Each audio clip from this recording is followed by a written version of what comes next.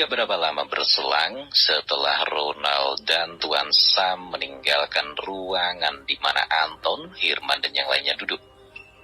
Tiba-tiba tempat itu kini menjadi ramai, dimasuki oleh sekitar 30-an orang berseragam hitam. Mereka dengan rapi dan tertib duduk dan segera memesan minuman dengan sangat ramah kepada pelayan di restoran itu. Anton dan Herman yang tadinya merasa sangat tegang, kini merasa sangat lega.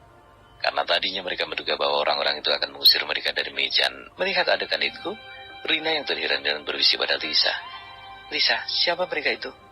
Apakah kalian mengenal mereka?" Lisa yang ditanya Rina sedikit mengangguk. "Rina, orang yang masuk bersama Manajer Tom tadi yang sedikit aman adalah Tuan Ronald. Dia adalah salah satu kepercayaan Tuan Besar Leon Smith, salah satu dari 4 keluarga terkaya di Metal City. Dia dipercayakan bersama dengan atasannya yaitu Tuan Barry untuk mengurus aset keluarga itu mulai dari Lotus Road, Star Hill, sampai ke Hill Street. Kamu pasti tidak tahu bahwa Lotus Mansion dan Restoran Bahagia ini adalah salah satu cabang dari perusahaan yang dimiliki oleh keluarga Smith. Dan Tuan Smith telah mempercayakan kepada Tuan Barry dan Ronald untuk menjalankannya." Mendengar penjelasan dari Lisa, Rina tiba-tiba saja membelalakkan matanya dan berteriak kagum. "Wah, apakah itu benar? Hebat sekali. Bawahnya saja seperti Tuan Ronald itu sudah sangat keren penampilannya, apalagi bos besarnya," kata Rina dengan kekaguman. Mendengar itu, Anton tersenyum kejut, lalu menambahkan penjelasan Lisa barusan. "Apakah kalian tahu bahwa ayahku dan Tuan Ronald sama-sama bawahan dari keluarga Smith yang dipercayakan untuk mengurus proyek di Star Hill ini?" kata Anton dengan sikap arogan yang mulai kambuh. Mendengar apa yang dikatakan Anton, Rina lalu memberikan pujian tulus. "Ternyata ayahmu hebat juga ya, Ton. Lihatlah, proyek pengembangan di Hill Street. Semua orang di Star Hill ini tahu bahwa proyek real estate di sana adalah proyek yang sangat besar.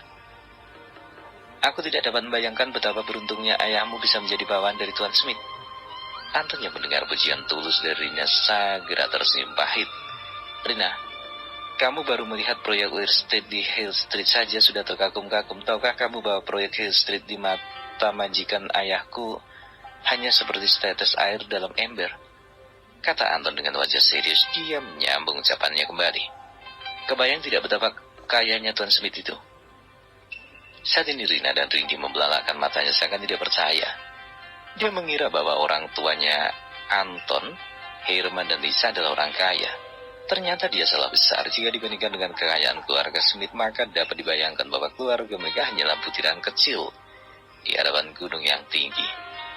"Wah, itu pasti kaya sekali. Pasti Tuan Smith adalah seorang miliarder." Mendengar itu, Anton buru-buru berkata, "Rindy bukan miliarder. Tepatnya dia adalah triliuner. Dan itu bukan hanya perkataan kosong belaka." Mereka yang berada di tempat itu semua tercengang mendengar penjelasan dari Anton. Serentak mereka merasakan dada mereka sesak membayangkan betapa banyaknya uang dan kekayaan Tuan Smith itu. Saat ini mereka mulai membayangkan andai mereka menjadi bagian dari keluarga Tuan Smith, pasti mereka akan kebingungan bagaimana cara untuk menghabiskan uang. Rina yang merasa penasaran kemudian bertanya kepada Anton, "Anton, apakah kamu kenal dengan orang yang bernama Tuan Ronald itu?" Anton bertanya menggelengkan kepala. "Aku hanya melihatnya sekali, namun ayahku mengenal Tuan Ronald dengan baik. Terlalu banyak orang besar yang memiliki jabatan di bawah Tuan Ronald yang bekerja untuk Smith Group. Salah satunya adalah ayahku. Namun menurut ayahku bahwa Tuan Ronald masih memiliki atasan lain yang namanya adalah Tuan Barry. Namun Tuan Barry sangat jarang tampil di depan umum. Jika tidak benar-benar ada sesuatu yang besar, dia hanya berada di sisi Tuan Smith. Jika tidak ada yang dilakukan di Star Hill." Anton menjelaskan. "Namun entah mengapa akhir-akhir ini Tuan Barry lebih banyak berada di Star Hill ini, dan konon dia akan menetap di sini sebagai presiden Smith di grup cabang Star Hill. Tapi aku tidak tahu apakah itu benar atau tidak. Semua kabar terlalu simpang siur." Setelah mendengarkan penuturan dari Anton, mereka semua merasakan keaguman yang luar biasa di hati mereka. Saat ini Herman yang dari tadi hanya sebagai pendengar tidak mau ketinggalan. Kali ini dia juga membuka suara untuk menunjukkan kepada mereka bahwa dia juga memiliki wawasan yang tidak kalah dengan Anton. Di Metro City, bukan hanya keluarga Smith yang memiliki aset triliunan. Masih ada 3 keluarga lain, yaitu keluarga Walker, keluarga Patrick, dan keluarga William. Mereka adalah 4 kekuatan bisnis dan ekonomi di negara ini. 4 kekuatan itu selalu bersaing satu dengan yang lain. Bahkan keluarga Patrick tidak segan-segan bermain secara kasar dan terbuka untuk menyingkirkan para pesaingnya. Begitu juga dengan keluarga Walker. Mereka juga adalah pesaing yang tidak bisa diremehkan oleh ketiga keluarga lainnya. Selain memiliki kekayaan yang berlimpah, mereka juga memiliki koneksi di berbagai negara termasuk di Asia Tenggara. Jadi, hanya keluarga Walker yang tidak diprovokasi oleh keluarga Patrick secara terang-terangan. Berbeda dengan keluarga William, keluarga Patrick juga memiliki permusuhan yang kuat dengan keluarga ini. Apalagi setelah nona muda keluarga Smith yang menjadi menantu dari keluarga William, maka keluarga Patrick semakin menunjukkan permusuhan kepada keluarga William. Herman menelan ludah sejenak. Aku pernah mendengar ayah bercerita tentang ibuku bahwa persaingan antara keluarga dari Patrick dan keluarga William bukan hanya sebatas di dunia bisnis. Tapi persaingan mereka bahkan telah masuk sampai ke tahap kehidupan pribadi. Ini terjadi ketika anak tertua dari keluarga Patrick dan tuan muda dari keluarga William sama-sama bersaing memperebutkan seorang nona muda dari keluarga Smith. Kalau saya tidak salah, nona muda itu bernama Elena. Benar begitu, Anton? Tanya Herman kepada Anton. Anton yang mendengar pertanyaan Herman buru-buru menjelaskan. Iya, kata-kata Herman itu benar. Itu terjadi sudah terlalu lama, mungkin ketika itu terjadi kita masih belum lahir ke dunia ini, kata Anton tersenyum kecut. Saat peristiwa itu terjadi, ayahku masih kuliah di salah satu universiti terkenal di negara ini, bersama ayah Herman juga, kata Anton melirik Herman. Herman juga membenarkan perkataan dari Anton. Jenny yang sudah tadi hanya terdiam, kini mulai penasaran. Setelah itu, apa yang terjadi? Tanya Jenny kepada Anton dan Herman. Setelah itu, saat ayahku dan ayah Anton serta tuan muda dari ketiga keluarga itu memang menjalani pendidikan di universitas yang sama. Keluargaku sejak dulu sangat setia kepada keluarga William, berbeda dengan keluarga Anton yang bekerja di bawah keluarga Smith. Namun karena Tuan Leon Smith dan William King adalah sahabat seperjuangan sejak kecil, kedua keluarga ini tidak pernah terlibat persaingan apalagi sampai bentrok. Namun itu tidak berlaku bagi keluarga Patrick. Terlebih lagi anak tertua dari keluarga ini yang bernama Robin. Diketahui bahwa Robin dan Wilson telah terjadi persaingan yang sangat ketat di setiap aspek. Dimulai dari penampilan, merek pakaian yang mereka pakai, jenis sepatu dan merek apa saja. Mobil jenis apa saja sampai pada hal-hal yang terkecil pun menjadi besar jika melibatkan mereka berdua. Hanya saja sesuatu yang tidak dapat dilawan oleh Robin bahwa Wilson adalah seorang pemuda yang berbakat. Di usia yang sangat muda, dia telah menjadi pemimpin dari sebuah proyek pertambangan batubara. Dan yang paling hebat dan menggembarkan adalah ketika dia memenangkan tender sebuah proyek raksasa di Megaton. Ini yang membuat Robin membencinya setengah mati. Selain itu, hal yang tidak dimiliki oleh Robin dan Wilson adalah sifat rendah hati darinya. Ayahku berkata bahwa Tuan Muda Wilson tidak pernah memperlakukan seperti bawahan. Dia sangat baik kepada semua orang dan walaupun yang lain sangat sungkan badannya.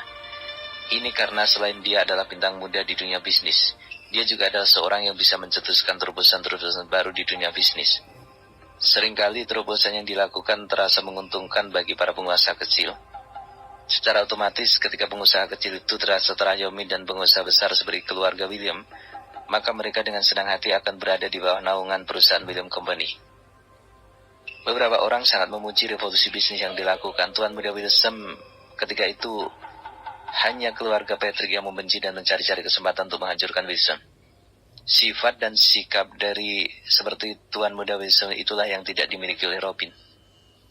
Sebagai anak tertua dari keluarganya, Robin hanya tahu bagaimana cara menghabiskan uang.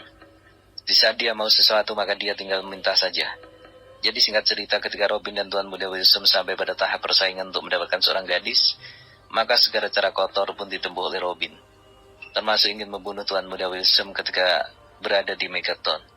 Beruntung bahwa Tuan Muda Wilson memiliki seorang saudara angkat semasa kecil yang pernah dia tolong membantunya. Herman pun berhenti sejenak untuk sekedar meneguk minuman di gelasnya. Mereka yang ada di situ pun semakin tertarik dengan kisah yang dituturkan oleh Herman. Layaknya seorang pendongeng ulung, mereka semua terfokus pada Herman saat itu. Lalu, apa yang terjadi setelah itu? Jenny bertanya dengan tidak sabar.